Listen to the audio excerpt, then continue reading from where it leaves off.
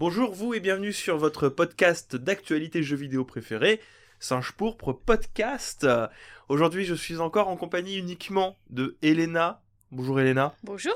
Et de Mage. Bonjour Mage. Bonjour. Le cher petit étagère est encore à l'école malheureusement. Ses parents n'ont pas pu lui faire de dérogation spéciale pour pouvoir faire l'école buissonnière. Je remarque que tu dis uniquement Elena et Mage alors qu'on est une majorité finalement. Quel genre de message tu essaies de nous envoyer, T'arrêtes de Nico ? caser ton nom dans le maximum de mots possible, Mage. s'il te plaît. Mage. Mage Orité. Mage. Mage Uscule. Écoute, je fais de mon mieux pour me faire repérer. J'espère qu'un agent passera par là. Parce que ce nom, il est important. J'espère aussi, hein, si vous êtes un agent, évidemment, ou même de n'importe quelle profession, pensez à lâcher 5 étoiles sur votre canal de podcast préféré, ou à mettre un petit pouce bleu si vous êtes sur la version YouTube du podcast. Merci. Ce serait super sympa, merci beaucoup. Dites en commentaire que vous appréciez Singe pour Podcast. C'est très important pour le moral, vous savez, très très important. Aujourd'hui on se retrouve pour parler d'actualité, mais on va peut-être commencer par autre chose. J'aimerais faire un petit tour. Vous, ça s'est bien passé cette semaine ? Oui, ça a été va. C'était pas trop dur ? Oui, ça va. Non, ça va. Bah écoute, on est quoi ? On est jeudi. Ça va. C'était pas la semaine la plus fun du mois, mais ça va. Moi, je fais Le changement. En fait, il y a le changement d'heure. C'est ça. Oui. Personne n'en parle, mais je Oui. pense que. Moi, j'ai fait un burn-out, alors forcément, c'est un peu compliqué en ce moment pour moi de Il y travailler. a moins, t'arrêtes de te plaindre à un moment dans ta vie, s'il te plaît. Je te parle du changement d'heure qui impacte tous les Français.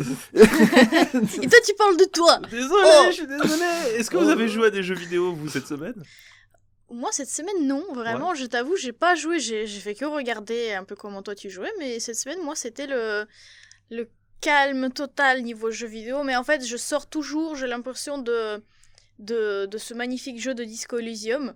J'ai cru qu'elle allait dire Fire Emblem, tu vois, le running gag. D'ailleurs, normalement, au moment où vous allez écouter, la semaine prochaine, donc mercredi, marquez sur vos Préparez-vous. agendas, on a tourné le podcast sur Disco Elysium, le premier podcast qu'on va vous proposer qui parle d'un jeu vidéo. Voilà, donc ne serait-ce que faites attention, ne le ratez pas parce que justement, on va au moins vous donner plus d'infos sur nos podcasts un peu spéciaux. Et toi, du coup, Mage, comment ça s'est passé ? Oh là là, la semaine de Doberman que j'ai eue, moi. Bah écoute, très fatigué, donc j'ai passé pas mal de temps à jouer finalement. Ouais, Horizon. Horizon, ouais. Horizon Forbidden West qui m'a redonné espoir dans les jeux vidéo en ce moment. C'est fou, je m'attendais pas à ça. Espoir à nouveau ? Ah oui, bah le truc c'est que Elden Ring avait posé des bases, tu vois. Ouais. Et j'étais assez inquiet du Switch. Généralement, quand tu joues à un très bon jeu, c'est assez compliqué d'enchaîner avec un autre très bon jeu et t'as tendance à être déçu. Et là, finalement, j'enchaîne 2 très bons jeux. En plus, c'était risqué parce que J'ai- c'est 2 open world, quoi. C'était 2 open world, c'était entre guillemets assez similaire dans la forme et finalement ça se passe très bien, donc je suis très content et je ne regrette pas de ne pas avoir pris Tokyo Ghostwire pour le moment. Oh, il sera pas cher, tu Il prendras. viendra, mais pour le moment je suis sur... tu sais, c'est comme si tu gagnes 2 parties Ouais. de LoL à la suite ou n'importe quel autre jeu, t'es content. Et là je suis dans un mood content. Très bien, très bien. Bah écoute, tu vois, toi t'as eu la stratégie finalement de rester dans l'open world, ce qui est assez surprenant plus ou Alors, moins. j'ai Non joué à Tunic aussi en parallèle. Donc tu vois, le sevrage se fait tout doucement. Parce que Tunic est un Souls-like, entre guillemets, si je me trompe pas. Ou si on veut. Dans Ouais, les non, grandes lignes. genre toi je sais que t'as un avis très tranché sur Tunic. Oui, Moi, bah, on pourra en parler, hein, Oui, parce que moi ça on fait en partie parlera. des jeux que j'ai joué aussi.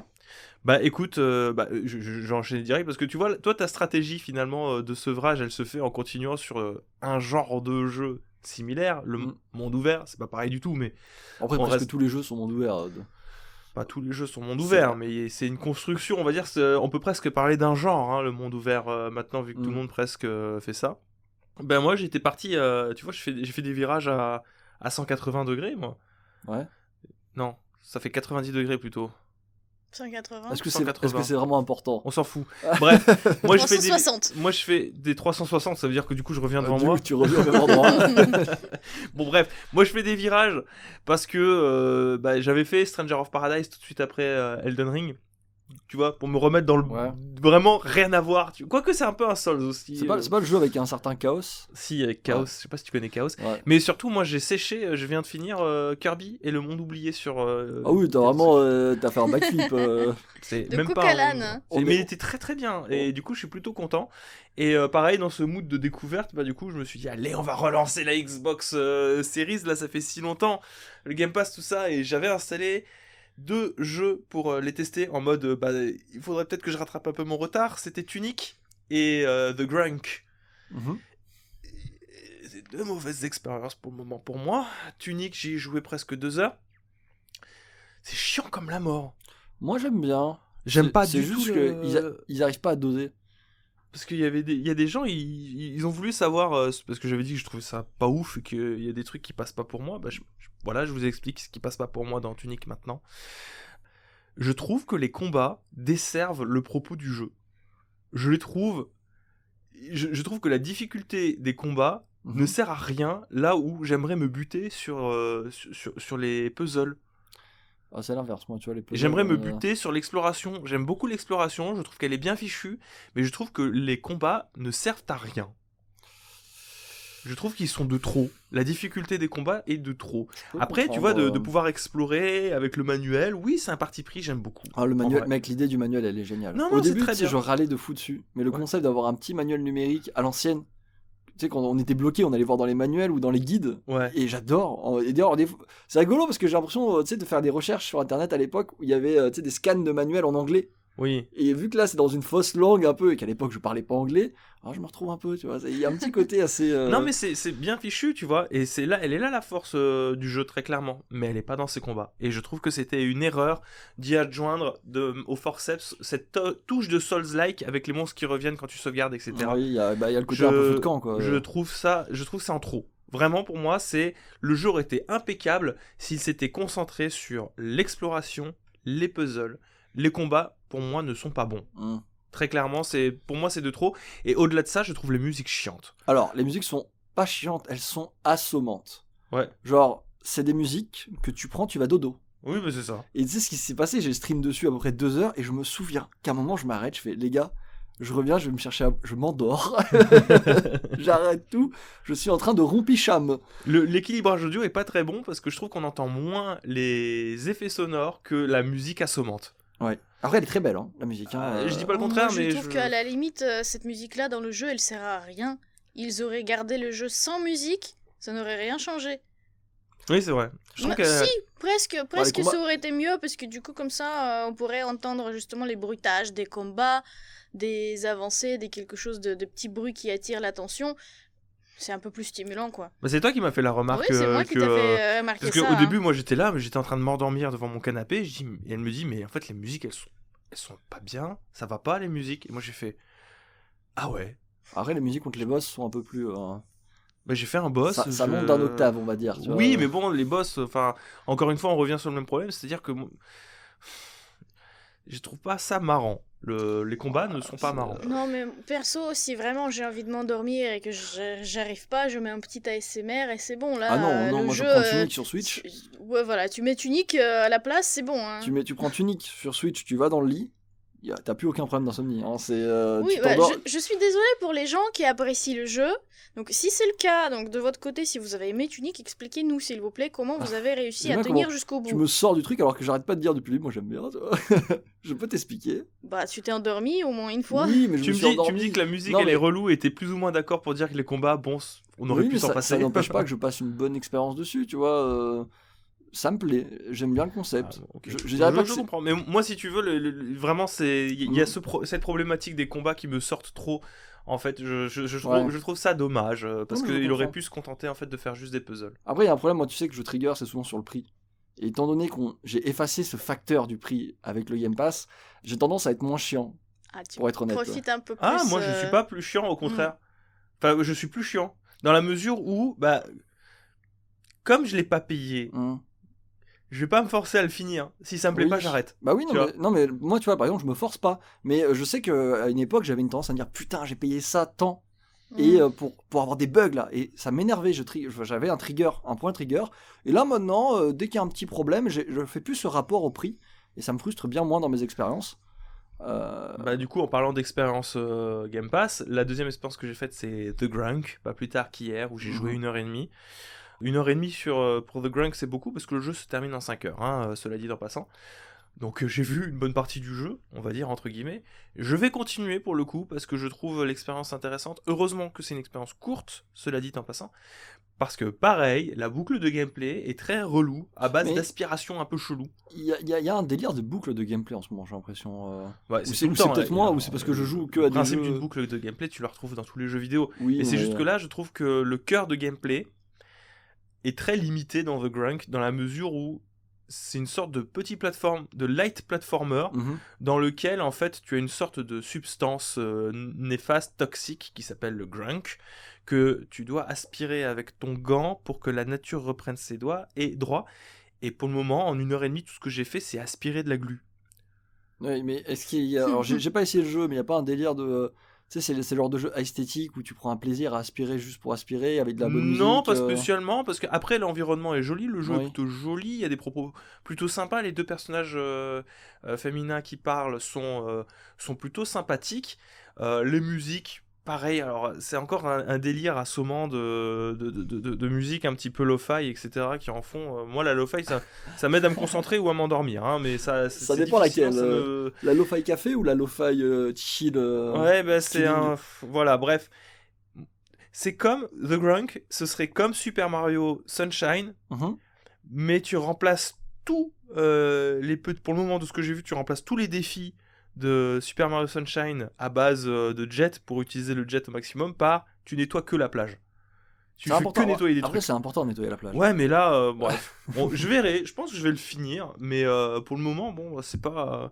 Je trouve que c'est un peu léger. Bref. Est-ce que les gens auront une review sur ça? Peut-être. Non, mais c'est bien parce que comme ça, si tu dis oui, on justifie qu'on est vraiment divagué pendant 20 minutes. Je sais pas, parce que maintenant, j'ai décidé de ne faire des reviews que des trucs que j'aime. Ah. Donc pour le moment, The Grunk, il est plutôt dans la catégorie... Là où Tunic, c'est nope, tu vois. Moi, j'en ferai une sur Tunic, du coup. Parce que moi, j'aime bien. Si tu veux. Et tout ce qui est petit renard, épée, coup de bagarre... D'accord, pas de problème. Vas-y. J'ai un peu étendu tout le sommaire. Je suis désolé. On voulait vous parler. Je pense que c'est bien de se parler de temps en temps des petites expériences jeux vidéo qu'on a pu faire dans la semaine avant de commencer. Oui, tout ça pour arriver pour dire que... Perso, moi, tout ce que je fais en ce moment, c'est que je prépare nos parties de Donjons et Dragons de vendredi soir, donc bon... C'est du gameplay. Donc tu travailles pas. Mais c'est pas du jeu vidéo. Alors, c'est pas mal, c'est plus que du jeu vidéo. C'est moi le jeu. Oh là là, ça y est. Allez, on a perdu le MJ qui commence à faire c'est moi le jeu. On va pouvoir commencer par notre sommaire du coup de nos actualités. De quoi qu'on parle on vous a sélectionné 4 actus qui ont vraiment fait parler cette semaine, surtout très récemment.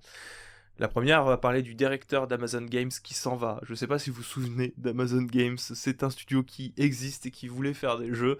Je garde toutes mes balles là pour la section, je dis rien. Garde les balles. On enchaînera, là c'est le petit point Ico content. En mode... Ico qui suit ses propres actualités. Exactement. Au bout dis donc, la blockchain ne serait donc pas inviolable. Je garde mes balles aussi.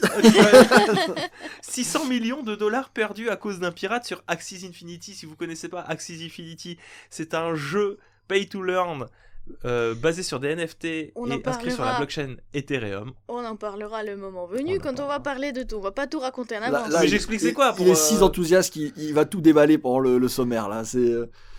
je vais passer très vite sur le fait que Zelda Breath of the Wild 2, la suite de Breath of the Wild a été repoussée, on en parlera, et enfin on a détaillé le programme, El Famoso programme Spartacus de Sony, qui n'a pas du tout le nom de Spartacus, mais finalement, je vous ai alpagué avec ça. Vous êtes sur les Blast News sur Singe pour podcast, installez-vous confortablement dans votre voiture, sur votre moto, sous la piscine, j'en sais rien ce que vous voulez, dans le métro, dans le train, peu importe, en promenant le chien aussi. Water. C'est parti. Première actualité, Amazon Games perd son directeur. Alors c'est une courte actualité, en tout cas... elle est pas si courte que ça, moi. On va voir. Mage on a beaucoup de choses à dire, mais l'actualité en soi... Mes points sont serrés. Elle est très simple. Nous avons le directeur, à savoir Mike Frazzini, qui était donc le patron d'Amazon Games, qui a quitté cette division d'Amazon pour se consacrer à sa famille. Voilà, donc techniquement, il n'y a pas de problème majeur qui aurait été rencontré par le studio, c'est juste, non, mais dans les faits, là, comme ça Son nous est départ présenté, n'est pas lié, apparemment. son départ ne serait pas lié à certaines problématiques. Généralement, quand tu échoues, comme jamais, il vaut mieux dire que c'est pas lié, je pense. Maintenant, voilà. Maintenant, on peut faire des parallèles. Ça y est. Maintenant, on peut rentrer dans le dur, à savoir que l'objectif de ce monsieur Mike Frazzini, lorsqu'il est rentré chez Amazon Games, c'était de faire des licences à milliards de dollars. Mais C'est lui qui dit, hein. Encore avant, son objectif, c'était juste de faire des livres. Non, Ah bon il est rentré chez Amazon il dans est la branche rentré livre. dans la branche livre. Il a été mis sur Amazon Games. Ça, c'est un autre problème, parce qu'il a toujours été pointé du doigt pour son manque d'expérience dans la conception de jeux vidéo. Bah oui, quand tu sais faire que des livres. Ah bon, serais-tu en train de dire qu'on ne fait pas des livres comme on fait un jeu vidéo, Elena? Bah je crois pas, non. Bon, surtout qu'il n'était pas spécialement fait pour faire des livres. C'était la branche livre d'Amazon qui vend des livres. C'est différent de vendre des livres et de Oui. faire un jeu vidéo pour le coup. Mais Encore heureux. toujours est-il qu'Amazon, en tant que GAFAM, comme Google, Ne connaît pas se heurte l'échec. aux mêmes problématiques en réalité que Google, quelque part, avec son Stadia, Mhm. à savoir que t'as beau avoir des milliards de dollars, tu peux pas te lancer sur un secteur juste à coup de milliards de dollars si t'as littéralement zéro expérience. Et ça a été le gros problème d'Amazon Games de A à Z. On peut reparler de Crucible si vous voulez. Ah bah attends, mais non, mais il y a pas que ça. Il y a pas que ça. Pas que Crucible. Il y a Crucible, il y a le MMORPG, Seigneur New des World. Anneaux. Seigneur des Anneaux, qui a été annulé, pardon, qui oui. était en cours. Bah oui. New World est arrivé après. New World qui a été l'un des plus. Alors ils essaient de vendre ça comme un succès, mais aux yeux d'un joueur de MMO comme moi, c'est un échec. Ah ouais? Bah oui, Pourquoi? parce qu'il y a eu trop de problèmes à la sortie, il y a toujours des problèmes, enfin on en a parlé plusieurs fois dans les Blast News ou dans divers formats, mais il y a eu énormément de problèmes, alors je sais pas si ça a été corrigé aujourd'hui, mais j'ai des doutes pour être honnête. Mais que de toute manière, ils ont pas réussi Ouais, à ils ont raté la fournir, sortie, c'est fini pour le coup. le support suffisant pour le succès immédiat qu'ils ont connu. Non, ils mais ont pas réussi, ils ont hein. vendu, ça c'est un fait, mais la suite, pour moi l'image du MMO a pris un coup avec New World. Il y a Encore une combien? fois. Tu crois qu'il y a encore pas mal de joueurs sur New On World? pourrait regarder sur combien il y a de joueurs via Steam, mais pour moi c'est un énorme échec dans l'ensemble parce que ça a attiré des nouveaux joueurs et des anciens joueurs de MMO qui peut-être ne retourneront jamais sur des MMO à cause de ça. Parce qu'ils ont encore fondé des espoirs dans un jeu qui dès le début s'est foutu de leur gueule. Il y avait aussi Breakaway chez Amazon Games, dont on parle pas trop, qui était censé être un mélange entre Overwatch et Rocket League, qui finalement a été... C'était quand? ça a été annoncé en 2016, puis ça a été après mis de côté. Puis au D'accord. final, ils l'ont enterré. Voilà, tu vois, c'est allé très Oui, vite. d'accord, parce donc que c'est pour Amazon, ça. donc non, ce monsieur, pour moi, genre, c'est la représentation ultime de l'échec d'Amazon dans le jeu vidéo. Hein. Je ne comprends pas qu'est-ce qu'il foutait là et pourquoi il était là. Hein. C'est l'archétype même du gars qui veut juste créer et faire beaucoup d'argent. Mhm. Alors en novembre 2021, il y avait 1 600 000 joueurs sur New World. Et aujourd'hui, du coup, en mars 2022, on est plutôt à 146 000 joueurs connectés sur Steam. Ce qui est pas mal en vrai. C'est pas mal, je dis pas le c'est contraire. correct. Mais il n'empêche qu'ils ont perdu énormément de joueurs avec tous les problèmes du début. Enfin, on en avait parlé, je t'avoue que je les ai plus en tête. Il y avait les glitches, les problèmes d'HDV. C'est la première fois que je voyais dans un... J'en perds ma voix de colère, tu vois. Dans un jeu vidéo qu'on bloquait les transferts d'argent. Tu ne pouvais plus payer dans le jeu. C'était les sanctions européennes dans le jeu avant l'heure, tu vois. Donc, oui, pour moi, il est bien gentil, Mike, mais... Tu le vis comme un échec, mais dans les faits, c'est un MMO qui vit bien. Moi, les chiffres qui parlent d'eux-mêmes, je veux dire, joueurs quotidiens, 564 000 joueurs en moyenne quotidienne. 14 millions d'abonnés, entre guillemets, donc 14 millions de ventes. C'est pas mal quand même. Non, mais moi je le vis comme un échec parce que, en tant que joueur de MMO, bien entendu, sur les stats, c'est pas mal. Moi, je parle à partir du moment où tu mets beaucoup d'argent dans la com et que tu arrives à attirer les gens, les gens ont acheté le jeu, tu vois. Il n'y a pas d'abonnement. Oui. Ils l'ont acheté, par dépit, je suis sûr qu'il y en a qui y jouent. Ou juste ils disent, bon, c'est pas si mal. Mais pour moi, ils ont échoué. Il y a eu des problèmes qui étaient inacceptables pour une société de cette envergure.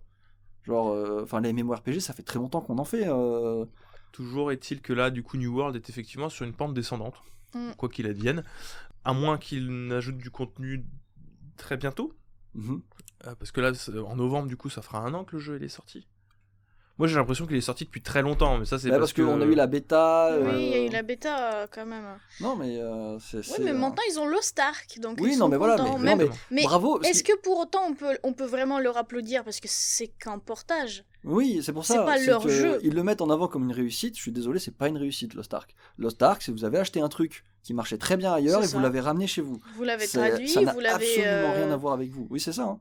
Puis en plus, c'est facile avec Lost Ark de se dire non, mais il y a plein de contenu, il y aura plein de contenu. Tout le contenu existe déjà, ils ont juste déjà, le relâcher. Il a déjà été bêta juste testé. Mettre faire des mises à jour. C'est ça. Hein. Il a déjà marché. Enfin, je veux dire, pour moi, Lost Ark, c'est vraiment je le prends même pas dans l'équation. Tout ce qu'a entrepris Amazon Games, ils l'ont raté. Je suis désolé. Peut-être que c'est par là qu'ils auraient dû commencer, à savoir localiser des jeux qui ne sont jamais sortis des frontières de leur pays. Il y a beaucoup de sociétés de jeux vidéo qui ont commencé par ça. Oui, prendre en expérience. C'était quel studio qui avait commencé par des portages comme ça? C'était CD Projekt. CD Projekt. Voilà, j'avais oublié. Ils vendaient des CD d'ailleurs au début, je crois. C'est pour ça qu'ils s'appellent CD Projekt. Mais comme quoi, quand t'as pas l'expérience et que t'as pas envie de mettre de l'argent sur la table pour aller chercher des mecs qui savent faire.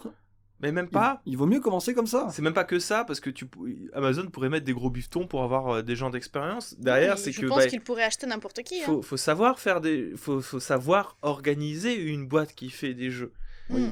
Et là, en l'occurrence, c'est juste énormément d'argent pour finalement zéro savoir-faire. 500 millions de dollars par an, apparemment. 500 combien Amazon Games, 500 millions de dollars par an. Pour développer des jeux? Pour tout. Ouais, c'est énorme. C'est énormissime. C'est énorme, 500 millions de dollars par an. 500 millions de dollars par an, c'est soi-disant apparemment le budget. Enfin, c'est apparemment le budget total de Halo Infinite, 500 milliards. Peut-être 500 millions, pardon. Peut-être qu'ils devraient revoir un petit peu ce budget à la baisse et puis se concentrer sur des projets de moindre envergure. Tu te lances pas peut-être dans la foire des AAA. C'est le problème avec Mike. Je l'appelle Mike comme si on se connaissait. Il a dit lui-même, je veux faire des jeux qui rapportent des milliards. Sauf que tu commences pas ta carrière en faisant des jeux qui rapportent des milliards. Surtout que le mec il vient des livres, donc c'est pas forcément un business qu'il connaît, quoi. C'est un marketeur de toute manière, si je comprends bien, parce que vu que Amazon ne fait pas de publication de livres ni d'écriture de livres, c'est que de la vente, donc il connaît à probablement vendre, mais des livres, pas du jeu vidéo, donc il sait pas organiser la production d'un jeu vidéo. Si on veut faire un rapprochement qui va nous parler à tous les trois, je pense, dans la série Apple TV d'Ubisoft là. Oui. Comment il s'appelle Mythic Quest là. Le mec qui est marketeur là, qui veut juste vendre des trucs. Brian là. C'est Brian de Mythic Quest. C'est pour ceux qu'on l'arrête. Après, Brian il a la méthode. Hein. Il a la méthode, mais lui ne l'avait pas apparemment. Hein. Mike n'avait pas la méthode parce que pour moi il a tout échoué. Là s'il s'en va, c'est juste parce qu'il a dû. C'est bon, il a de quoi prendre sa retraite, je pense. Écoute, avec combien t'as dit, 500 millions ou milliards? Millions. Ouais, 500 milliards, ça fait beaucoup quand même. Non, mais 500... Est-ce que tu sais ce que c'est déjà 1 million, Elena? Oui, c'est ça. 500 millions par an. Lui, il est chez Amazon depuis 2004. L'Amazon Games, ça existe depuis quand? Au moins une bonne dizaine d'années. 2014, je crois, ouais, à peu près. Ah ouais, voilà, mine donc, de rien. je pense que en ne serait-ce que 10 ans de son poste de directeur, il a assez pour justement se concentrer à sa famille et laisser à sa famille après sa mort. Il n'a pas touché les 500 millions, mais...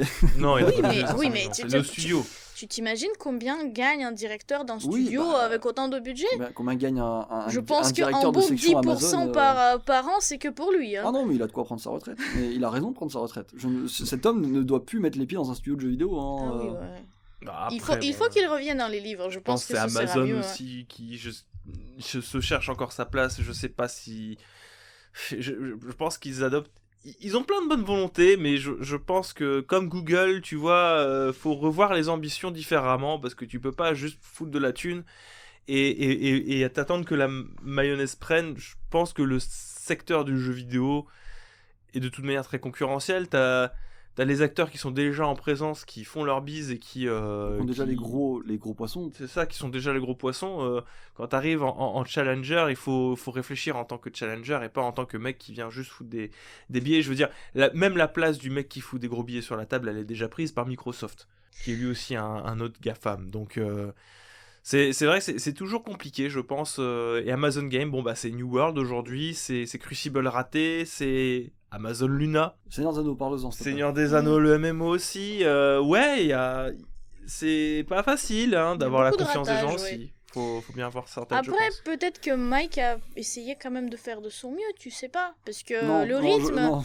Non, mais il a peut-être voulu, tu sais, il a peut-être essayé. Il sait peut-être pas faire, mais il a peut-être essayé. Surtout que on sait très bien que le quotidien dans un studio de développement de jeux vidéo, c'est pas facile. Donc effectivement, quand tu sais pas trop faire, quand t'as pas trop d'expérience, même si tu essayes, au bout d'un moment, tu te rends compte que effectivement ta famille, tu la vois plus.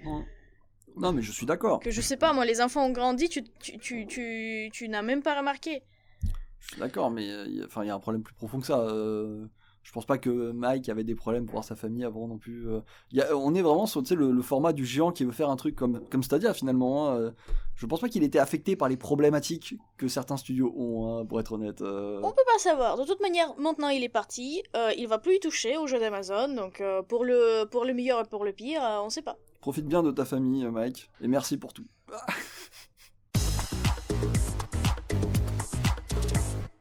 Bon, désolé pour la petite coupure qu'il y a pu avoir entre-temps. Nous avons des voisins assez pénibles qui, malheureusement, font énormément de bruit sur les coups de 13h. 13h jusqu'à 14h30, ce qui fait une pause repas relativement décalée et pas très appréciable, surtout que c'est des voisins racistes. Mais bon, ça c'est un autre débat.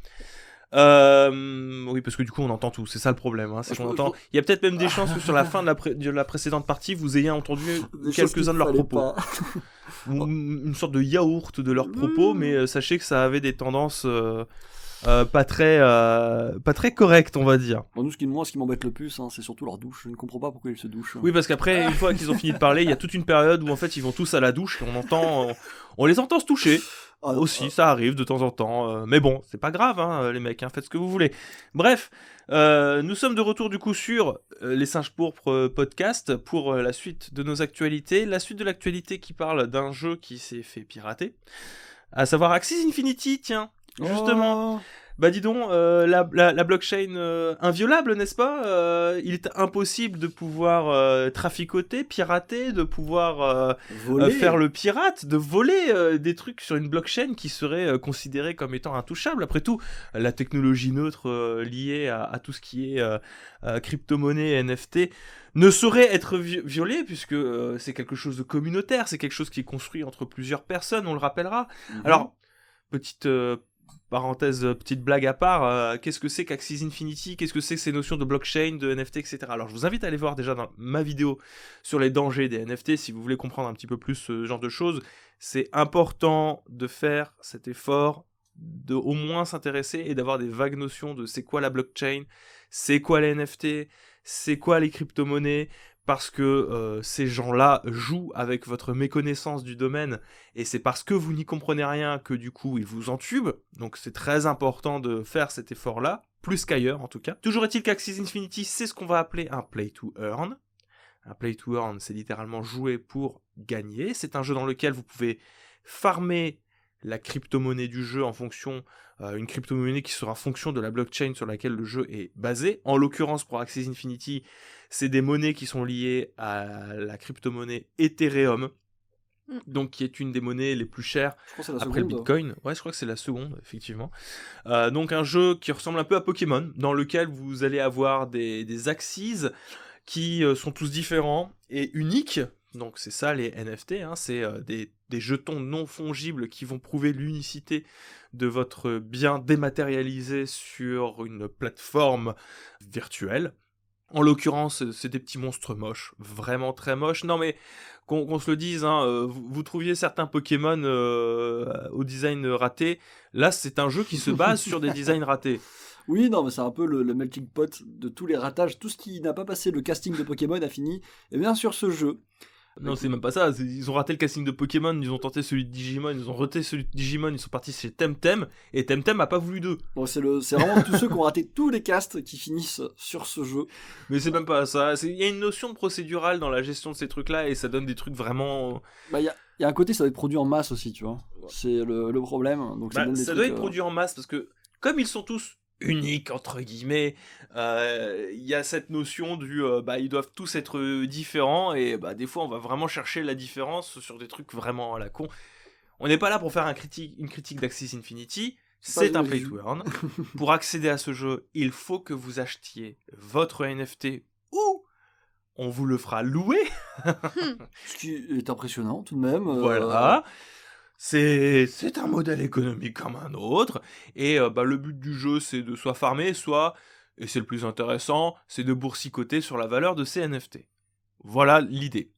La news maintenant, c'était de se dire que une blockchain, c'est supposément inviolable. On peut pas derrière apporter tout ce qui est piratage, etc. Parce que la blockchain est inviolable. Et en fait, si la blockchain s'est fait avoir. Elle est violable tout à fait. Exactement. 625 millions de dollars en Ethereum du coup, qui ont été volés en fait à Axis Infinity. Ouais, un des plus grands vols de ce secteur. Alors aux joueurs, ce qui fait 560 millions d'euros, c'est justement ce qu'on disait tout à l'heure, c'est un an de financement de Amazon Games. Tu comprends un petit peu pourquoi est-ce que tu as certains studios de développement qui veulent partir sur ce genre de truc. Hein. Ouais, c'est pas surprenant quand tu vois tout ce fric, mais encore une fois, bon... C'est absolument terrible parce que, du coup, en fait, pour bien avoir conscience et essayer de faire le maximum de parallèles qu'on puisse faire, c'est du vrai argent. Oui. Du coup, c'est de la crypto-monnaie qui a été volée, mais c'est une crypto-monnaie qui a une vraie valeur qui est derrière. Donc, c'est des gens qui sont fait voler. Oui. C'est comme si vous aviez des gens qui du coup avaient placé de l'argent en bourse, mais c'est littéralement et qui ça. se le sont fait voler. Ah, mais c'est la même chose. Ils ont acheté après tout leur NFT ou ils les ont loués, ils l'ont fait très probablement avec du vrai argent, pas avec du crypto-monnaie, parce que je ne pense pas que tout le monde qui se sont jetés dessus sur tous ces jeux-là de crypto, qu'ils en avaient avant forcément. Donc oui, là ils c'est... ont dû convertir quand même pour... Oui, mais ils ont converti, mais du coup oui, c'est ça. C'était quand même du vrai argent avant. C'était dans la poche à quelqu'un, à plusieurs milliers de personnes. Hein, et c'est fini. Alors du coup, si on refaire le parallèle, là actuellement, il y a un peu plus d'1 an de développement d'Amazon Games à travers 5-6 jeux qui sont partis en fumée dans la poche de ou plusieurs personnes. Exactement. Il y a un Red Dead Redemption 2 qui est parti en fumée. Voilà, à travers le fameux système inviolable qui est la blockchain. Alors... On n'est pas sur une critique de la blockchain du coup, mais un peu quand même. Hein. C'est cocasse, c'est cocasse. Un peu quand même. Le problème, c'est que ça soulève toutes les problématiques que tout le monde alerte finalement. Alors, ce qui me fait beaucoup rire, c'est que j'ai vu, c'est qu'ils avaient remonté l'affaire. Ils ont remonté l'affaire auprès des grands, ce qui me fait doucement rire, puisque j'apprécie cette idée qu'il y ait une monnaie parallèle qui se mette en place. Et qu'elle appelle au secours les systèmes qui sont payés avec l'impôt des gens. Et, tu vois... et surtout le système qui se met et qui crie qu'ils n'ont rien à voir avec des instances publiques. Oui, ils ont rien à voir avec le système officiel, ils n'ont rien à voir avec l'État. D'ailleurs, du coup, quel État ils ont contacté ? Oui, non, mais ça, l'instance publique, ils ont... Quelle instance publique au juste ? De qui ? Qui accepte de payer pour aller chercher cet argent ? Le Fonds monétaire international. Et maintenant, spéculons un peu, nous aussi, de notre côté. C'est un système qui ne rend des comptes à personne. C'est très facile de se dire, et si, en laissant travailler un peu les gens et en faisant miner un peu d'argent, on attend 2 semaines, 3 semaines, 1 mois, et ensuite on se hack nous-mêmes, on récupère l'argent. C'est déjà arrivé. Hein. On dit quoi à qui ? Personne ne pourra nous mettre la main dessus parce qu'on est sous la juridiction de personne, grosso modo. Alors, des cryptos qui ont été créés et qui ont été... Alors, c'est pas le même système de piratage, mais il y a beaucoup de personnes qui ont créé des cryptos et qui les ont fait fructifier, puis à la fin, ils ont fait s'effondrer la pyramide et qui sont partis avec tout l'argent. La valeur avait disparu. C'est déjà arrivé plusieurs fois, donc ça me surprend d'autant plus qu'il y a encore des gens qui prennent autant de risques, entre guillemets, parce qu'on parle quand même de 625 millions de dollars, c'est pas rien. C'est ça. Donc là, je sais pas trop comment me positionner, à part... Enfin, je suis désolé, mais moi, c'est affreux, c'est un peu brut de décoffrage, mais tu vois, c'est...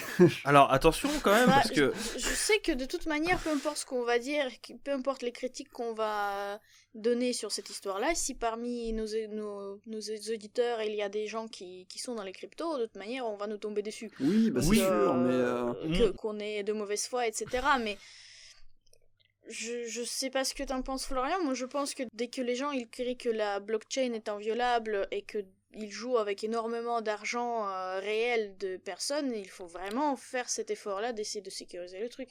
Moi, ce que je veux, si j'ai sélectionné cette news, c'est vraiment parce que c'est incroyable ce qu'on peut faire de parallèle avec des situations qui se sont déjà passées dans le monde de la finance avec ce genre de trucs. Là, il faut bien avoir comprendre que 625 millions de dollars, 560 millions d'euros, c'est pas rien. C'est une somme colossale qui appartenait à des gens, de manière volatile, mais à des gens, comme la bourse est extrêmement volatile aussi, avec du vrai argent, mais volatile.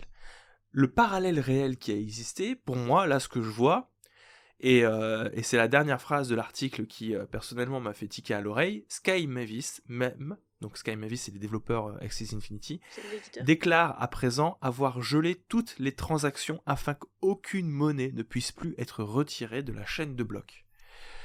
Moi, le parallèle que je fais, c'est avec la crise des subprimes de 2008, avec l'arnaque de Bernard Madoff. Ah oui. Si vous aviez besoin d'une preuve supplémentaire que ce système de NFT, c'est finalement qu'une énorme pyramide de Ponzi, je sais pas ce que vous avez besoin de plus.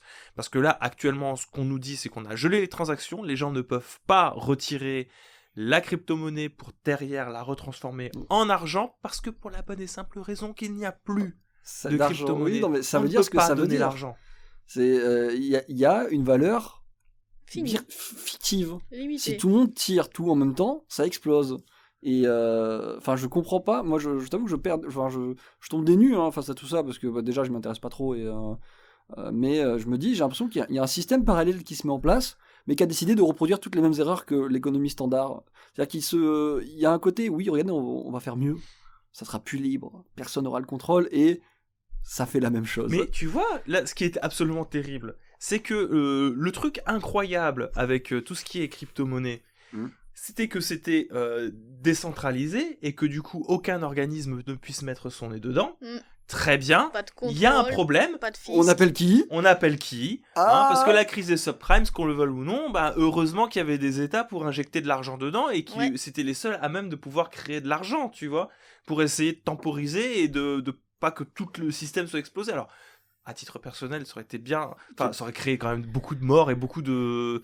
Mais c'est vrai que ça aurait été bien qu'on envisage un autre système. Mais là n'est pas le problème, on va dire, c'est pas le débat de la crise des subprimes qu'on va se refaire, mais toujours est-il que, heureusement qu'il y avait des organismes derrière pour tenter de se dire, il y a Bernard Madoff, il avait fait des grosses conneries, faut le foutre en prison. Là, qu'est-ce que tu veux qu'on fasse ? C'est un système qui ne répondait d'aucun organisme, qui est décentralisé, que tu peux pas le rattacher à un gouvernement ou à une structure particulière, si ce n'est peut-être éventuellement Sky Mavis qui est la seule dans l'histoire à avoir une identité nationale précise.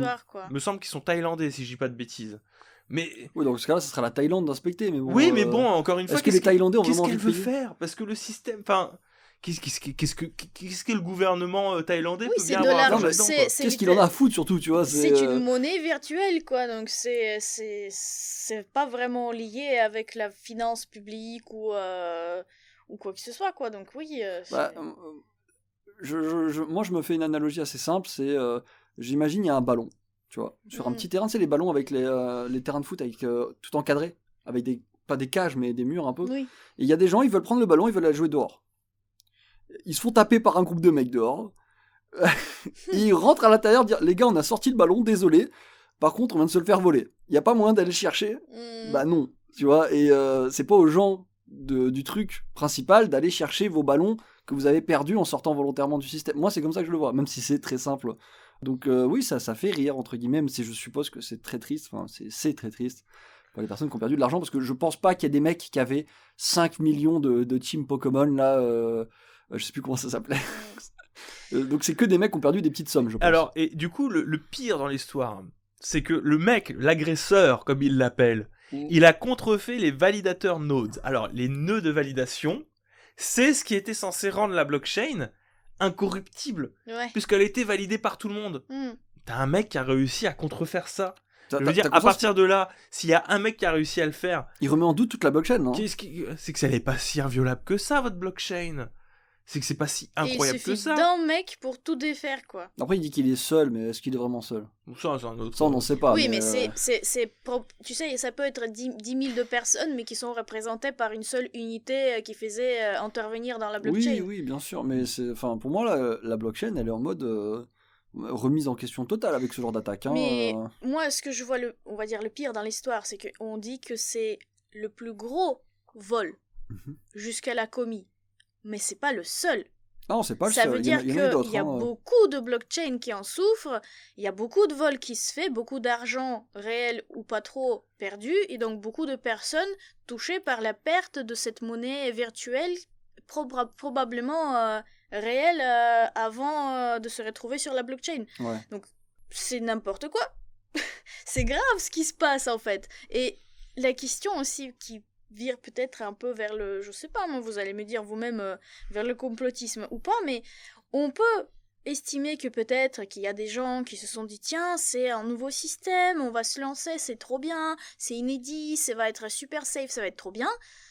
Mais est-ce que ce serait pas des personnes qui justement connaissent très bien les finances, connaissent très bien comment ça se passe, qui savent très bien jouer sur l'avidité des gens, la naïveté des gens aussi, l'absence de connaissances dans le domaine, et qui justement font tout exprès justement pour reproduire tout simplement les pyramides exprès.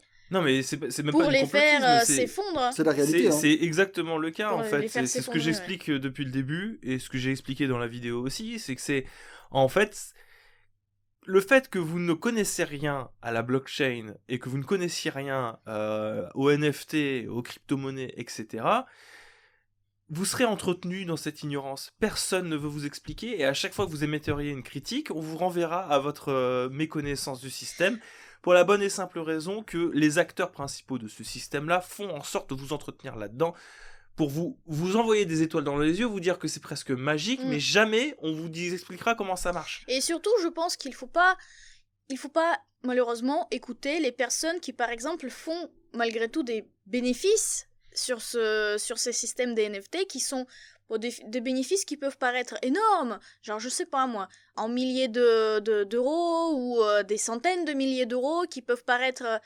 énormes pour n'importe quel budget, mais qui derrière sont que je sais pas moi, des miettes comparés à ceux que les plus haut placés dans les NFT gagnent derrière. Bah, c'est le concept d'une pyramide. Hein. Y a les mecs au sommet, généralement c'est ceux qui gèrent tout.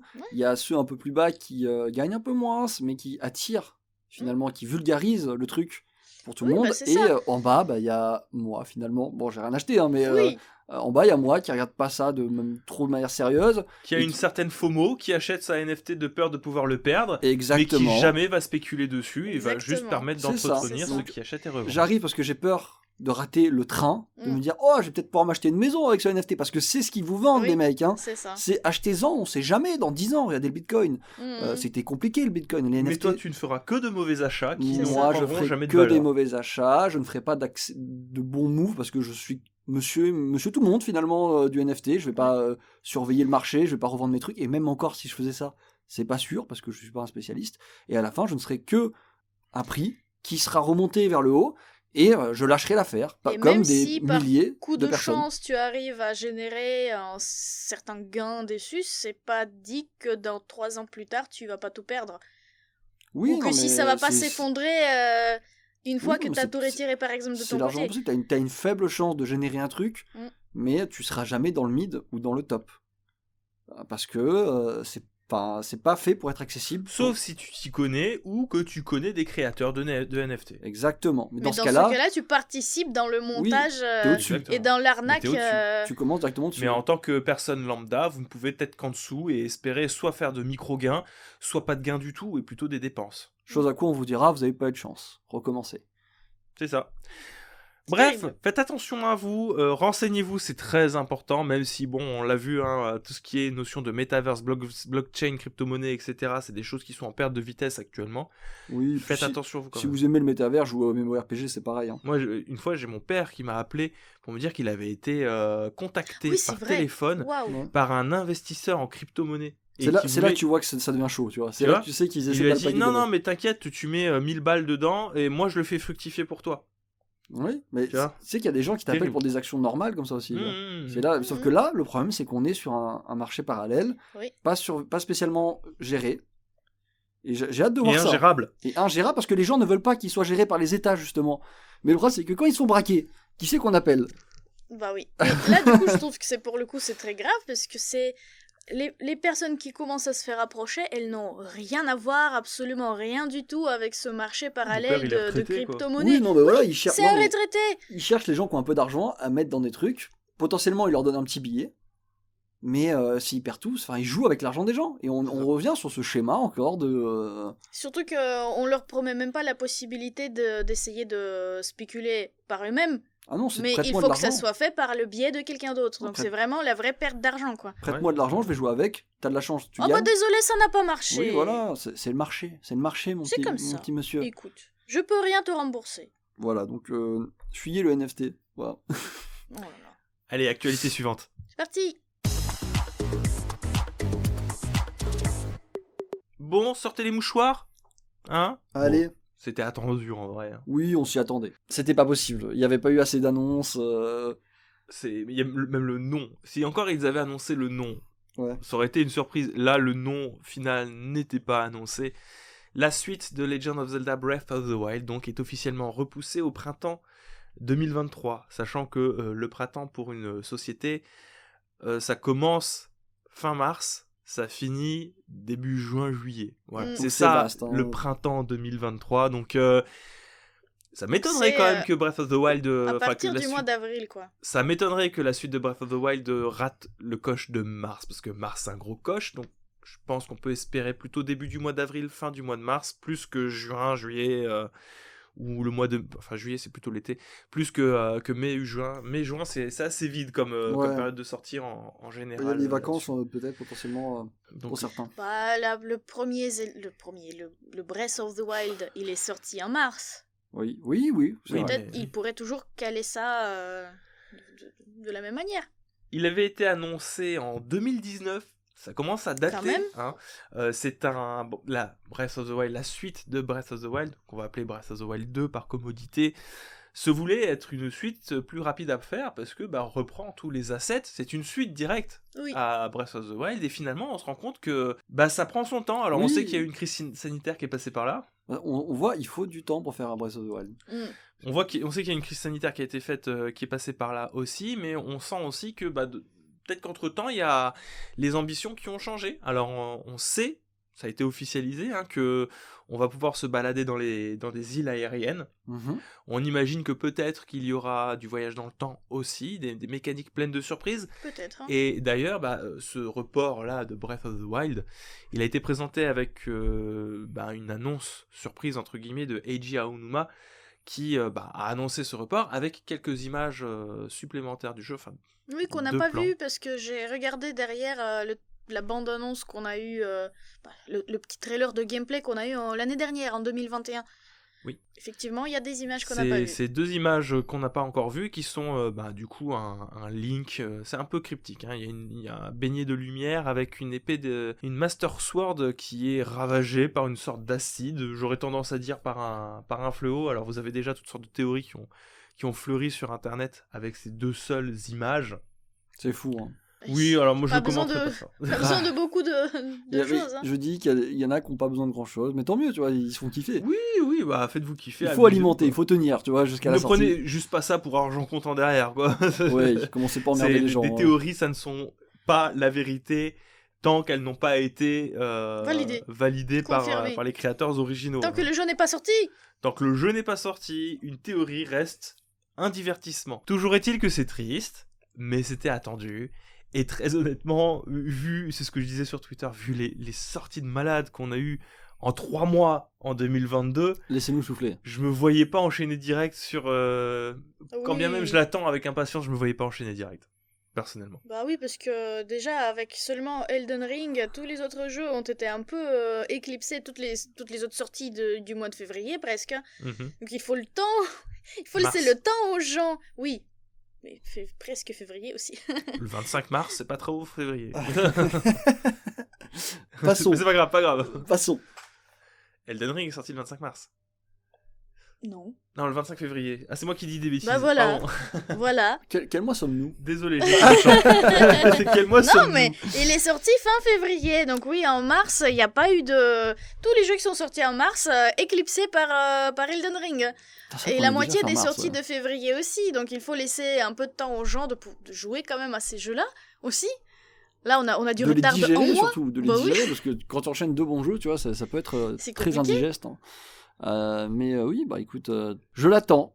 Je me dis juste, pauvre mémère, cette Switch. Jusqu'au bout. Alors, à titre personnel, encore une fois, pour m'être plongé récemment pour la vidéo, au moment où vous écoutez ce podcast, qui est donc un samedi, donc lundi qui arrive tout de suite après, ce sera une vidéo sur Iconoclast, la vidéo sur les succès inattendus que j'ai travaillé, et le texte que j'ai écrit avec toutes mes recherches. Ça m'étonnerait pas que chez Nintendo, la recherche et développement qui s'occupe de ce Zelda Breath of the Wild, je pense que les reports successifs, c'est à cause de la pression de malade qui se fout sur les épaules, en mode, on sait qu'on pourra pas avoir des 20 sur 20, encore.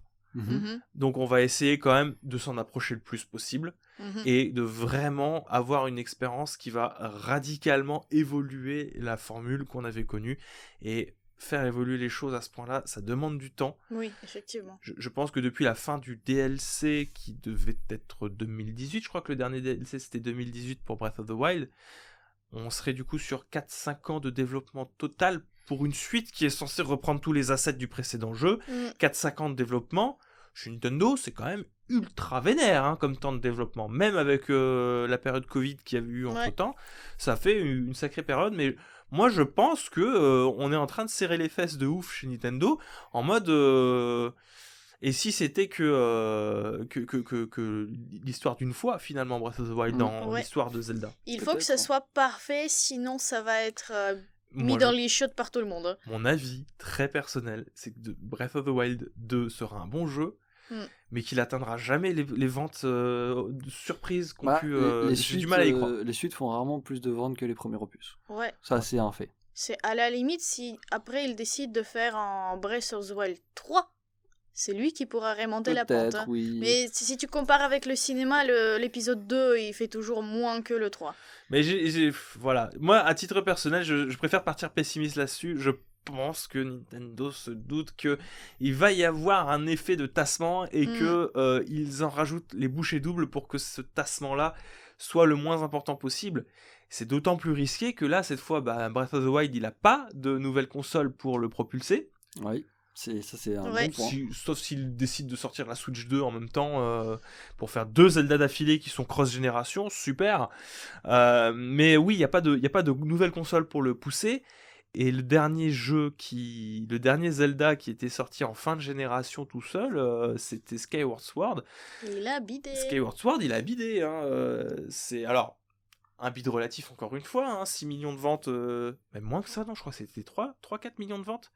3-4 millions de ventes pour un jeu qui est sorti sur la console la plus vendue de Nintendo de tous les temps. Ouais, c'est chaud quand même, c'était la Wii. Donc les jeux en fin de vie, en général, il faut toujours faire un petit peu attention. Oui. Là, en l'occurrence, ça fait un petit peu peur. Donc. À moins qu'ils annoncent une Nintendo Switch 2 rétro-compatible façon PlayStation 5, vous voyez, qui est cross-génération, tu vois, qui permet de sortir des jeux PlayStation 4 en version améliorée. Si la Switch 2 permettrait d'avoir des versions améliorées, là, en l'occurrence, sur cette stratégie, pourquoi pas ? Ça permettrait d'avoir poussé quelque chose. Mais là, dans l'état actuel des choses, personnellement, je suis assez pessimiste sur le renouvellement du succès de Breath of the Wild. Je pense que après coup, en vrai, c'est méga risqué de proposer une suite directe à Breath of the Wild. Je pense qu'ils auraient dû partir sur autre chose. En vrai, c'est méga risqué. Et ça doit leur foutre d'autant plus de pression que ce soit une suite directe. C'est autant un raisonnement logique. Là, pour moi, c'est personnel. Et c'est de la discussion de comptoir. Voilà, prenez-le comme ça n'est pas la vérité. C'est mon avis très personnel. Mais après coup, on est à... Ça fait 3 ans que le jeu il a été annoncé, que Breath of the Wild a été annoncé en 2019. 3 ans après, on est quand même relativement à froid. Il y a d'autres jeux qui sont sortis, qui reprennent cette envie de proposer des mondes ouverts un petit peu différents. Qui vont utiliser Breath of the Wild comme base. C'est ça, c'est risqué. c'est très très risqué pour moi de sortir une suite. Ils auraient dû, je pense vraiment, tant qu'à faire, repartir sur, comme d'habitude avec un Zelda, quoi, sur complètement une autre histoire. Parce que là, moi je trouve que c'est peut-être pas le meilleur des moves possibles. Hein. Je préfère avoir tort, mais je suis un peu inquiet quand même, pour être honnête. Bah, j'imagine qu'ils doivent proposer une expérience vraiment différente. Bon, déjà, on sait qu'il y aura l'exploration des îles dans les airs. Peut-être du voyage dans le temps. Peut-être du voyage dans le temps. Il parlait de rajouter des nouvelles possibilités de gameplay. Donc on espère bien qu'il y aura des nouvelles solutions. Mais du coup, je pense que c'est surtout l'aménagement du monde qu'il faut qu'il change. Parce que Breath of the Wild, il était vide. Il y avait peu de vie. C'est ce que les gens disaient, qu'ils sont pas contents. Il n'y a pas beaucoup d'histoire. Il n'y a pas de lore finalement. Le lore, il y en a. C'est les donjons Oui. qui... Enfin, c'est l'histoire. La Voilà, narration l'histoire qui est n'était pas assez riche. faible. Donc, j'imagine qu'il leur faut une histoire qui serait riche, il faut des enjeux qui sont encore plus grands, De meilleurs donjons. peut-être qui s'éloignent des bases de Zelda, des meilleurs donjons, peut-être plus de donjons, plus variés, oui, avec, je sais pas moi, le retour des prodiges, j'en sais rien. On verra ça. Ça tombe bien, en plus ils ont ils ont une très bonne console comme support pour faire toujours plus. Ouais. Oui, tu vois, donc, c'est ça le problème aussi, que faire plus avec ça, quoi. Faire plus avec la même chose, ça va être compliqué. Mais moi j'ai juste une petite pensée pour Game Freak, qui eux doivent faire 1 à 2 jeux tous les ans. Big up à vous les gars. Finalement, ils avaient le droit de faire 4 ans de développement comme Ils sont tous desséchés, et on a le droit de prendre une semaine de vacances, nous. Non. Au moins pour la Golden Week. Non. Non. Bref. Dernière news. Allez, c'est parti. Bon alors l'ultime actualité, ça concerne du coup l'officialisation du projet Spartacus, qui ne s'appelle pas Spartacus, genre pas du tout. Du coup, c'était Quelle vraiment déception. une prise de position de Sony pour se la péter en mode... Alors les rumeurs voulaient que ce soit une fusion des services PlayStation Plus et PlayStation Now. Mhm. Les rumeurs se sont révélées être vraies. Ah, pour une fois. Pour une fois, nous aurons donc 3 offres différentes. Alors, on y reviendra, mais je trouve que C'est très complexe. Hein, c'est très complexe pour un système qui voulait simplifier les choses. Non mais pour pas grand chose, ils ont réussi à faire un système qui est affreux. Je suis désolé, je revois Elena tout à l'heure me faire, je ne comprends pas la différence. J'ai besoin d'aide. Du coup, le PlayStation Plus se sépare en 3 grilles tarifaires. Nous avons le PlayStation Plus Essential, qui est le PlayStation Plus tel que vous le connaissez actuellement, à savoir des jeux téléchargeables tous les mois, des réductions exclusives sur... alors, c'est peau de chagrin, hein, les réductions en PlayStation Plus. À chaque fois, j'y vais faire un petit Oui, tour. faites comme si elles n'étaient pas là. Voilà. Le stockage dans le cloud pour les sauvegardes de jeux. Très bien. Et l'accès au multijoueur en ligne. Voilà, donc c'est vraiment... Logique, oui. Ça s'appellera PlayStation Plus Essential. Ça coûtera le même prix que vous payez actuellement, à savoir 9€ par mois, ou 25€ par trimestre, ou 60€ par an. C'est l'offre de base, et c'est celle que vous avez déjà de base avec le PlayStation Plus. Donc Point si barre. vous la gardez, il n'y a rien qui change pour vous. Là où ça va changer, ça va être pour les paliers qui suivent. Et là, attention, ça commence à devenir compliqué. Si vous souhaitez avoir une offre, on va dire, similaire à ce que propose Xbox avec le Game Pass, mais attention, il y aura des petites variations, on en parlera sur après, une fois qu'on aura présenté tous les paliers, parce que je vois qu'il y a Victor qui est en train de ronger son frein actuellement sur Je ronge pas. l'opposition au Game Pass. J'ai gardé mes balles. Il faut le comparer Il au ronge les Game Pass. câbles de son micro. C'est une offre qui veut concurrencer le Game Pass, donc on est obligé de le comparer au Game Pass. Cette offre, c'est le PlayStation Plus Extra, donc c'est ce que vous aviez connu avec le PlayStation Plus Essentiel, mais en plus, vous aurez un accès à 400 des meilleurs jeux PlayStation 4 et PlayStation 5. Ce sont les jeux du PlayStation Now actuellement, que vous retrouverez dans un catalogue soit jouable en téléchargement, soit en accès en streaming. Il me semble que l'accès au streaming, il est prévu dans... Non, l'accès au streaming n'est pas prévu dans le PlayStation Plus Ils Extra. peuvent être téléchargés. Excusez-moi, c'est pour le palier suivant. Donc c'est uniquement pouvant être téléchargé, du coup, comme sur le Game Pass. Le prix, c'est le même que le Game Pass Ultimate, et c'est là que ça commence déjà à piquer un petit peu, parce que on est à 14€ par mois, 40€ par trimestre, ou 100€ par an, pour accéder à un catalogue de jeux PlayStation, fournis par des jeux du PlayStation Studios, et des jeux d'éditeurs tiers et indépendants, on le suppose aussi, mais il y aura une légère petite douille à la fin. On y reviendra, Mage, t'inquiète pas. Calme-toi, Mage, calme-toi. Respire. Je caresse mon café. Le dernier tiers, quant à lui, c'est le PlayStation Plus Premium.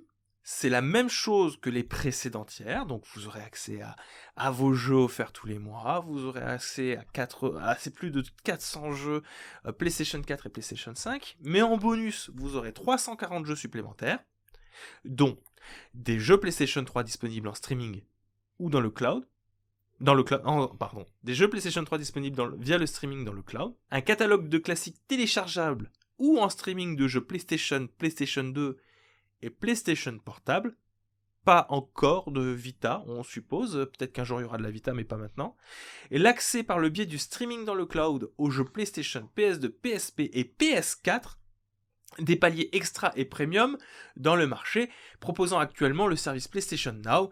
Les clients peuvent jouer en streaming sur les consoles PS4 et PS5 ainsi que sur le PC. Donc la possibilité de jouer en streaming sur PC et sur mobile, il me semble que tu peux jouer aussi sur mobile, j'ai pas envie de vous dire de bêtises, hein. On va dire que sur le PC, c'est marqué que sur le PC de toute manière.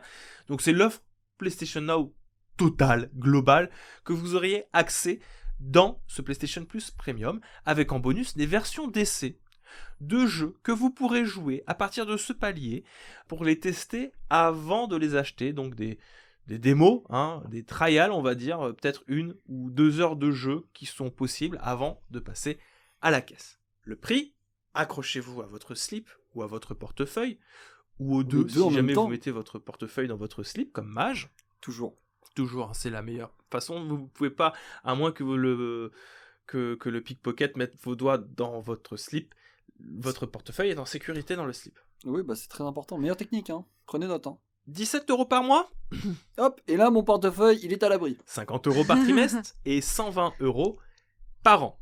Si vous n'habitez pas dans les pays dans lesquels le cloud gaming est disponible sur PlayStation, à savoir si vous n'êtes pas un habitant des États-Unis, du Canada, du Japon, du Royaume-Uni, de la France, de l'Allemagne, de la Belgique, du Pays-Bas, du Luxembourg, de l'Autriche, de la Suisse, de l'Irlande, de l'Espagne, de l'Italie, du Portugal, de la Norvège, Danemark, Finlande ou Suède, j'en sais rien moi, admettons, vous êtes habitant du Maghreb, voilà, parce que ça n'est pas pris là-dedans, vous ne pourrez pas accéder du coup aux jeux vidéo en streaming via le cloud. Cette offre s'appellera le PlayStation Plus Deluxe et vous pourrez télécharger les jeux et les grands classiques, mais du coup il y en aura un petit peu moins. Ces classiques ces classiques PlayStation sont au nombre d'un petit peu plus de 340 jeux supplémentaires, en plus des 400, ce qui fait un service total à plus de 700 jeux jouables.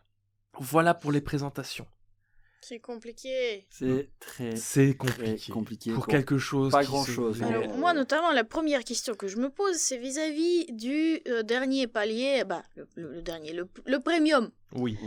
C'est pas le dernier. Oui, si, c'est le dernier, oui, pardon. Le premium, là, le plus cher. Ouais. Donc, on paye pour avoir accès à des jeux. C'est ça? Donc, des jeux qu'on peut jouer en streaming, qu'on peut jouer en cloud, qu'on peut aussi télécharger un certain nombre de jeux par mois.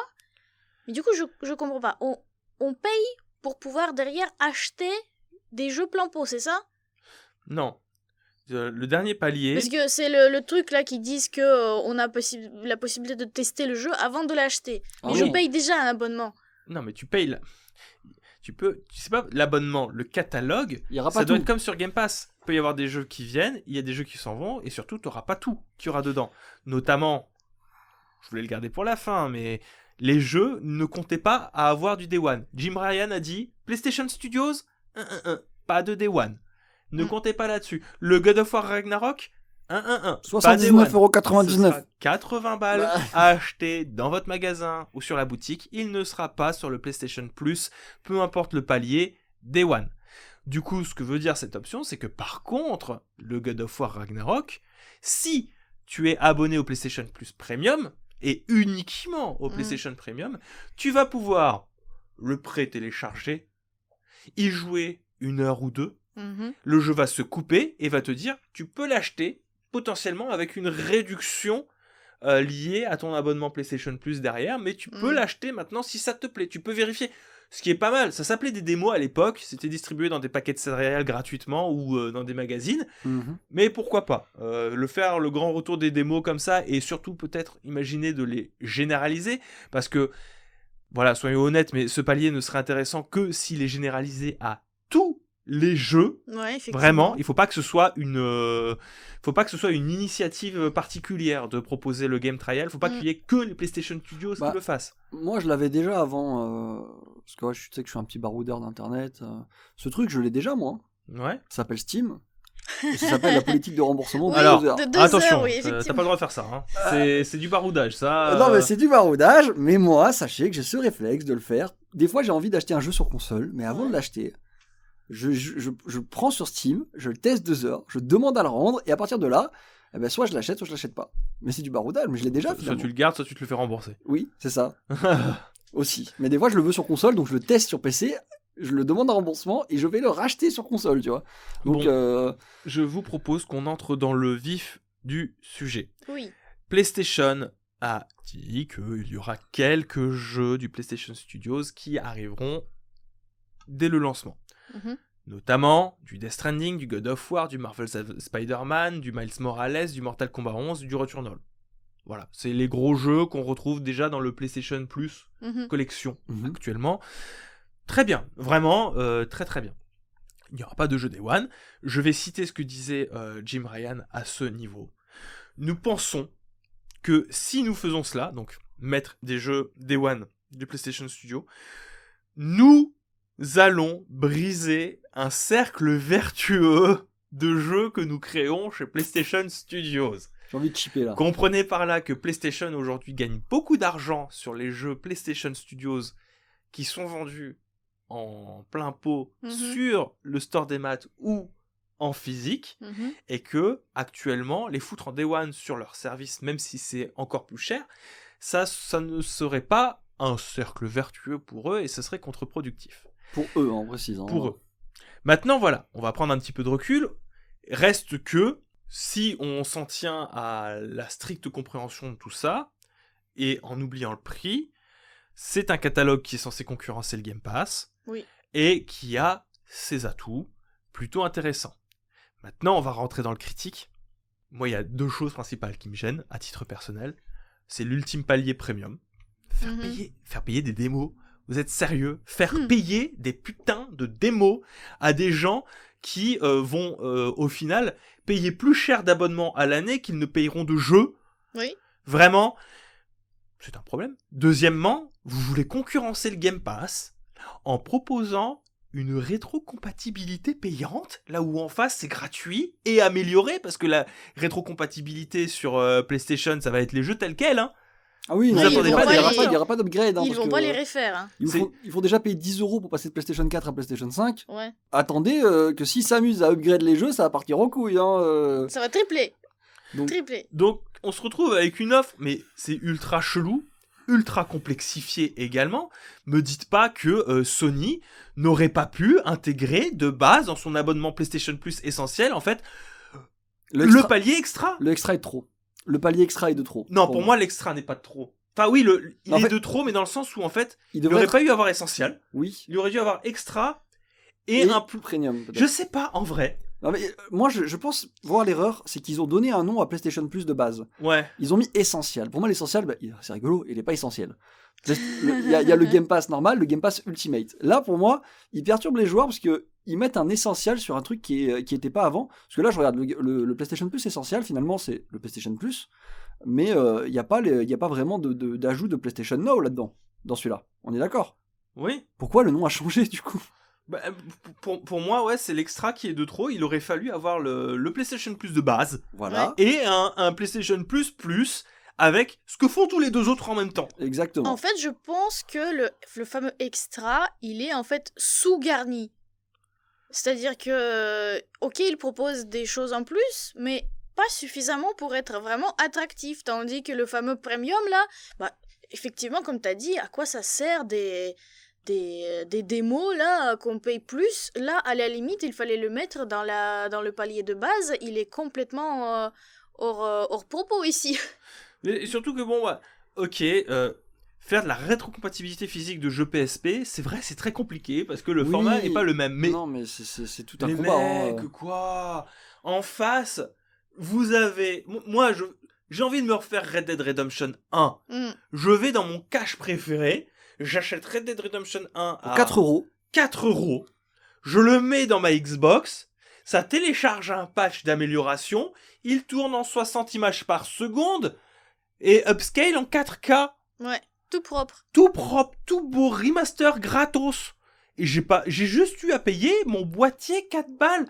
Moi, j'ai toute une collection de jeux PS2 et vous voudriez me faire payer un abonnement supplémentaire pour jouer à une sélection de jeux dont je suis même pas certain qu'il y ait des essentiels dedans. Parce que comme avec Nintendo, je suis sûr qu'il va y avoir une sélection des jeux que malheureusement ils n'ont que les droits de pouvoir diffuser. Bah, comme Microsoft finalement aussi. Ou comme Microsoft aussi. Mais bon, moi Microsoft c'est gratuit. Bah, Je trouve ça aberrant. T'as tout dit du coup. Bah, le problème c'est que du coup il est mis en opposition au Game Pass, mais pour moi c'est pas la même nature. On n'est pas sur le même type d'offre. Ouais. Mais c'est rigolo parce que j'ai l'impression qu'il y a une grogne de la part des joueurs qui leur dit on veut la même chose, sauf qu'ils peuvent pas donner la même chose. On en avait parlé dans d'autres Blast News. Le pain de PlayStation, c'est leur gros jeu vendu très cher. Et ils peuvent pas proposer une offre aussi compétitive que Microsoft qui, j'en parlais aussi la fois en live, où la force du Game Pass, c'est le Day One, le catalogue et la rétrocompatibilité. Et ils vont très bien ensemble, parce que du coup, ils justifient quand même l'investissement. Là, c'est un peu plus compliqué Là, quand même. c'est que le catalogue. C'est que le catalogue. Parce qu'il n'y a pas de Day One. Il n'y a pas de Day One, il n'y a pas de rétrocompatibilité. Parce que je me doute bien que matériellement, c'est pas possible de... Oui, mais ils l'ont dit. Ils l'ont dit. J'ai pris l'exemple de la PSP, mais je sais bien... Le problème de PlayStation, c'est que, à part avec la PlayStation 4, qui a une architecture similaire à la PlayStation 5, tu ne peux pas rendre rétrocompatible matériellement les jeux PlayStation 2, PlayStation 3, qui sont vraiment trop différentes et auraient nécessité qu'on embarque du matériel d'origine de ces consoles. Après, c'est pareil avec la Xbox 360 et la Xbox One. Oui. C'est juste que Microsoft, du coup, le patch que vous téléchargez, c'est pas vraiment un patch. Vous retéléchargez des jeux qui, du coup, ne s'activent qu'avec le CD que vous allez ingérer dedans. Il y a un retravail des jeux. Sony aurait pu se dire on va retravailler les jeux pour pareil, tu vois, pour adapter, faire un patch qui permette d'adapter au matos embarqué par la console. Mais soit, admettons, c'est pas grave. Fondamentalement, que la rétrocompatibilité physique n'existe pas, c'est pas grave. C'est dommage. Mais dans ce cas-là, le catalogue, vous avez un énorme catalogue, vous le rendez disponible dans le catalogue que vous faites de base, quoi. Pourquoi leur ajouter un extra ? Oui, en fait, ils ont fait un palier de trop. Ils ont voulu grid. C'est terrible parce que... Moi, à titre personnel, je trouve que payer plus cher pour pouvoir jouer à des jeux PS2, PS3 et PSP, ça ne vaut pas le coup.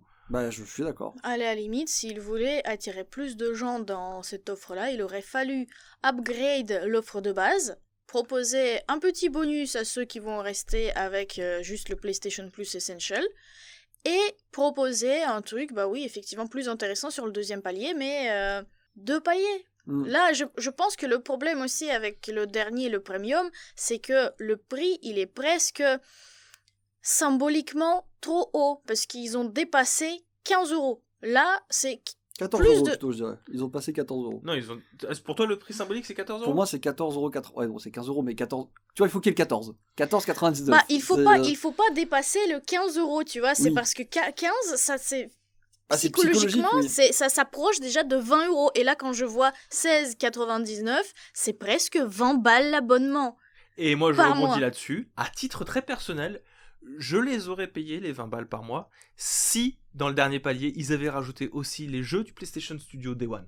Oui, bah oui. Mais le problème, c'est que ils seraient concurrence à eux-mêmes, tu vois. Et financièrement, ça serait peut-être cool, mais ça serait pas aussi performant que ce qu'ils font actuellement.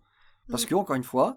79,99€ un jeu, quand tu fais des grosses ventes, ça écrase un Game Pass.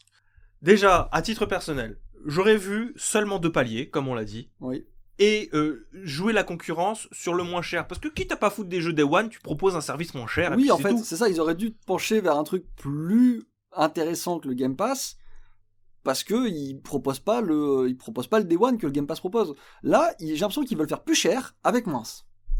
Oui, voilà, C'est la sensation que je ressens c'est aussi, ça, Et oui. le truc, c'est que... Alors non. qu'ils ont plus de jeux, hein, Oui, techniquement. alors que le catalogue PlayStation, enfin je le revois, hein, ils Parce vendent... que le Game Pass, c'est 300 jeux, je crois. C'est 300 jeux, donc c'est pas non plus la folie Mais par là, rapport ce à serait tous les jeux qui sont sortis. 740 jeux. Tu vois, t'as un catalogue beaucoup plus fourni sur le papier. Mais moi, j'ai cette impression d'avoir moins. Oui, mais en fait, il y a un entre-deux chelou. Après, pour moi, c'est la politique de PlayStation, c'est qu'ils veulent pas se brader. Parce que pour eux, voilà, c'est des coques de luxe. Et ils peuvent pas se permettre d'être moins chers que d'autres. Parce que c'est PlayStation. Et dans ce cas-là, il aurait fallu juste garder le premier palier à 9€ là, et le deuxième à 17. S'il y avait pas Non, là, il y le aurait un trop gros écart et ils auraient pas pu mais le même, justifier. tu vois, non, mais je pense que même s'il y avait juste deux, peu importe si ça coûte quasiment 2 fois plus que le premier palier, je pense que ça pourrait s'expliquer, mais ça aurait pu mieux passer quand même. Hein. Mage, il a eu une démo, enfin, on avait déjà eu ce débat de toute manière la dernière fois qu'on avait parlé de Spartacus, mais t'as eu des mots relativement justes sur se faire concurrence à eux-mêmes. C'est vrai que quand moi je vois ça, c'est quoi la stratégie de PlayStation du coup? C'est faire des jeux premium ou c'est aussi surfer sur les services? J'ai l'impression avec cette annonce-là que du coup PlayStation veut manger à tous les râteliers possibles. Oui. Là où tu vois Microsoft a une ligne très claire, c'est on a des consoles, Les consoles c'est tout autant de support pour pouvoir jouer au Game Pass. Nous notre strat c'est le Game Pass essentiellement et on fait tout pour le développer. Moi, c'est clair, net et précis. Ils ont beau foutre différents, tu vois, alors, là, le ils Gold, partent sur le Game tout ça. Pass, hein, c'est 100% Xbox Game Pass. Et là, PlayStation, c'est... Je sais pas. Est-ce que vous voulez faire des services ou vous voulez faire des jeux premium? Faut savoir, parce que moi, je peux pas... Je sais pas sur quel pied danser, après... Effectivement, oui, c'est ça. Mais alors, je sais pas, c'est peut-être parce qu'ils sont... Vous voulez vous protéger ou faire des dégâts? Oui, c'est ça, mais je pense qu'ils sont... Je sais pas, ils sont peut-être vexés que Microsoft ait trouvé une voie qui leur donne une lumière, parce que ça a toujours été l'éternel second finalement Microsoft, tu vois. Et là, on est à un stade où Microsoft est premier quelque part. Oui. Mais sur un autre terrain. Tu vois, ils ont dit, bah ok, on joue pas au ballon avec toi. Ils ont fait Nintendo finalement. Oui, voilà, ils ont fait Nintendo. J'aime bien parce que je parle beaucoup de ballon aujourd'hui. Ils étaient sur le même terrain de foot, finalement ils aimaient pas trop jouer contre PlayStation parce que voilà... Mais il s'est changé le ballon quand même. Il s'est changé le ballon, mais là il fait, ouais, c'est bon, tu me fatigues, je vais jouer sur le terrain à côté, je vais faire comme Nintendo. Nintendo, il a l'air de s'amuser tout seul. Il fait du basket. Je vais faire pareil. Et finalement, Microsoft a changé de terrain. Et là, je sais pas, on dirait que PlayStation, il se lève et il fait, eh gros, reviens. Et il change de terrain, il veut jouer. Nous aussi, on veut jouer. Eh, ta balle, elle a l'air géniale, gros, ta balle. On fait passer. Et finalement, ils peuvent pas. Tu peux pas. On en est à un stade où tu peux pas. Tu peux pas être à Microsoft. Tu peux pas être bon sur tous les terrains. Je pense qu'ils sont aussi dans une situation très compliquée quand même. Hein. Bref. Bah, parce qu'il y a les joueurs qui demandent, tu vois. Ouais. C'est normal, t'as deux types de consoles. Tu regardes ton voisin, et tu sais, c'est toujours le délire de regarder ton voisin ce qu'il a. Tu veux pareil, c'est normal. Mais les joueurs de Xbox, eux aussi veulent les Horizon, tu vois. Eux aussi veulent les God of War. Mais oui, mais alors, ça va peut-être être mal pris ce que je vais dire. Tu vois. Allez, vas-y, balance. Oui, non, mais je vais le balancer. Peut-être que PlayStation aurait dû plus s'inspirer d'un Nintendo en proposant des trucs vraiment pas chers, mais du coup avec des trucs moins fournis et basés sur leur catalogue de classiques qui est quand même extrêmement fourni comme chez Nintendo. Plutôt que de jouer dans la cour de Microsoft qui, de toute manière, est déjà bien implanté dans le cœur des gens. Je veux dire, tu parler de Game Pass à quelqu'un, c'est, je trouve, beaucoup plus évocateur que de dire PlayStation Plus Extra. Bah, de toute manière, regarde la comparaison qui est faite. Quand tu parles de PlayStation, tu dis pas le PlayStation Now, tu dis le Game Pass de PlayStation. Et là, t'as perdu. T'as déjà perdu. Quand on en est à faire ça, c'était comme à l'époque où les vieux ils disaient ah, ta Game Boy là. Pour parler de ta Xbox ou de ta console, ta PlayStation, tout court, oui. ou il disait de ta PlayStation pour parler de n'importe quelle console. Bah, à partir du moment où tu as un stade où les gens dans leur tête c'est le Game Pass de PlayStation, là c'est fini. C'est fini. C'est que tu peux pas te battre sur leur terrain. Et je sais pas, il faudrait peut-être que. Enfin, je comprends pas leur délire. Je comprends qu'il y a les joueurs qui doivent faire pression de malade parce que c'est normal. Tu veux absolument avoir une même offre, mais vous pourrez pas. Parce que 79,99€ le jeu, vendu à plus de je sais pas combien de copies, c'est imbattable pour eux. C'est imbattable. Bah oui, surtout qu'ils n'ont pas les mêmes rapports avec leur studio, je pense. Et puis comme je dis, tu peux pas être Microsoft juste parce que t'en as envie. Microsoft, c'est pas que du jeu vidéo. Microsoft, ils se font financer par leur autre programme. Oui, mais c'est pas comparable. Oui. Microsoft a depuis très longtemps, depuis la Xbox première du nom, pris l'habitude de signer des chèques très conséquent pour cette section. Exactement. Donc il continue et puis là ça a l'air de payer, donc à voir après. À voir, mais je pense que pour moi il y a eu une scission qui s'est faite depuis le Game Pass et que Je sais pas, c'est dommage. Enfin, je veux dire, PlayStation, c'est aussi Sony. Sony, c'est des Ils films, auraient- c'est ils Columbia, auraient- tu ils vois. auraient des moyens, C'est oui. Crunchyroll, c'est Wakanim, je veux dire. Bah, je pense alors c'est rigolo parce que j'ai l'impression que Sony est en train de se tourner vers le multimédia. Ouais. Chose que Microsoft avait fait et que tout le monde s'en était moqué à une époque. Hein. Never forget la Xbox One. Ouais, personnellement, je suis pas convaincu. Vraiment. Je Bah, sais pas, c'est les là que prix je vois sont le truc, bizarres. Hein. c'est que je suis Ouais. pas convaincu et je m'inquiète un peu pour PlayStation quand je les vois tirer vers là. Je fais, les gars, vous êtes sûrs? Alors, bonne nouvelle, c'est que ce sera lancé que en juin. Pas que en juin. Donc là, on rentre dans le mois d'avril. Vous avez encore 3 mois pour réfléchir. 2 mois. Pour réfléchir ou rester sur votre passe normale. Hein, Oui, enfin, réfléchir les pour et les contre, changer de prix d'abonnement ou pas, et puis peut-être que même PlayStation aura le temps de réfléchir un peu pour voir aussi les réactions des gens. Peut-être Moi, qu'ils vont changer quelque chose. je fais une tech. Je pense que la moitié des offres vont disparaître là-dedans. Au moins une offre va mourir d'ici les 6 prochains mois. Je l'annonce. Soit c'est l'essentiel, soit c'est l'extra, soit c'est le premium, mais il y en a un qui va mourir. Moi, je trouve qu'actuellement, c'est plus compliqué d'avoir ce système-là que l'opposition PlayStation Now, PlayStation Plus. Oui, parce que déjà qu'au début c'était Au pas moins, très... c'était clair. Oui, c'était clair. On avait un peu de mal parce que PlayStation, tu vois. Mais au moins tu voyais bien. Online, catalogue. Là, mon gars, je me mets à la place d'un ado qui doit expliquer ça à son daron. Alors papa, si je prends l'essentiel, j'ai ça. Si je prends le plus extra, j'ai ça. Et si Je veux pas ça, si je prends l'essentiel, en fait, ça changera rien. ça changera rien. Oui, mais pourquoi ça s'appelle essentiel? Arrête, papa. Parce qu'en fait, ils ont fusionné le Now et le Plus. Oui. Ah, du coup, Uh-huh. c'est le PlayStation Plus Now. Non, papa, c'est le PlayStation Plus Essentiel. Essentiel. Essaie de suivre un peu. Donc, j'aimerais bien, du coup, pas prendre l'essentiel parce que je l'avais déjà. Mais non, mais t'avais le PlayStation Now avant. Qu'est-ce que tu racontes? Je comprends pas. Timothée, va faire tes devoirs, je vais te frapper. Oula. Ok, carrément. Ça sent le vécu. Oui, bon, écoutez. Non, mais si moi j'ai du mal à comprendre, Comment elle fait l'ancienne? C'est moi, j'arrive pas à comprendre. non, mais Personne va comprendre. non, mais je baigne un peu dedans, quoi. Oui, si bah moi oui. j'ai du mal à comprendre, t'imagines même pas ceux qui Non, n'y mais connaissaient rien du maintenant tout. qu'on l'a lu à haute voix, c'est bon, j'ai compris, on a compris. Mais Oui. il nous a fallu quand même, en mode, bon, On a lu et rélu et rediscuté. il a fallu en débattre carrément pour comprendre ce qui se passait. Donc, oui. Bref. C'était la dernière actualité de ces Blasto News. J'espère que ça vous aura plu. N'hésitez pas à nous dire à quel point vous n'êtes absolument pas d'accord et que l'offre PlayStation est incroyable à vos yeux. Ça nous ferait très plaisir On vous écoutera pas. de lire ces Ah, moi, commentaires. Non Bah, je lirai, mais je dirais, il a un syndrome de Stockholm, le pauvre. En tout cas, merci à tous d'être de plus en plus nombreux à écouter les podcasts. Ça fait toujours plaisir. Prenez soin de vous et de vos proches. C'était Ico, Elena et Mage. Au revoir. Ciao. Au revoir.